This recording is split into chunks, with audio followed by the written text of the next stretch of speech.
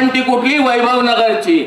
त्यांनी ऐकलं काते साहेबांच्या विचारांच्या पावलावर पाऊल ठेवून काते साहेबांनी त्यांच्यासाठी जे काही केलं ते करण्यासाठी काते साहेबांच्या विचारांना त्यांनी गवसणी घातली आणि सगळ्यांनी ठरवली कितीही विरोध झाला तरी आम्हाला काते साहेबांनी दाखवलेला जो मार्ग आहे तो आम्ही पुरा करणार. म्हणून आज वैभवनगर सोसायटीचे लोक आपल्या घरात गेले.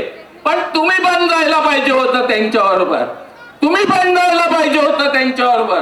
पण आज तुम्ही तुमच्याच घरात आहेत, तुम्हाला पाणी मिळालं, तुमची घरं पक्की राहिली, आपलं मार्केट शिल्लक राहिलं. मार्केट उडवायला आली होती महानगरपालिका, तेव्हा मार्केट कुणी वाचवलं? वाचवलं ना. तुमची वस्तीमध्ये काही ठिकाणी घरं तोडायला आले होते तेव्हा बुलडोझर पुढे कोण आलं? तुकाराम काते आले. म्हणजे इथल्या जनतेसाठी चांगली. त्यानंतर आपल्याकडे 26 जुलैला अतिवृष्टी झाली.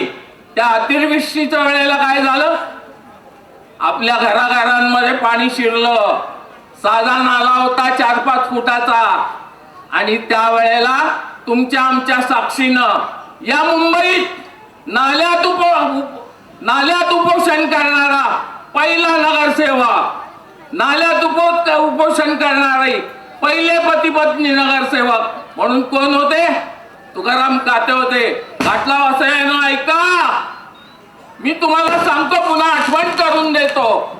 ज्या काते साहेबांनी या मुंबईकरांसाठी नव्हे घाटला वासियांसाठी आपल्या पक्षप्रमुखापासून दाखवणारा महायुतीचे उमेदवार आदरणीय तुकाराम काते साहेबांचं आगमन या ठिकाणी झालेलं आहे. आपण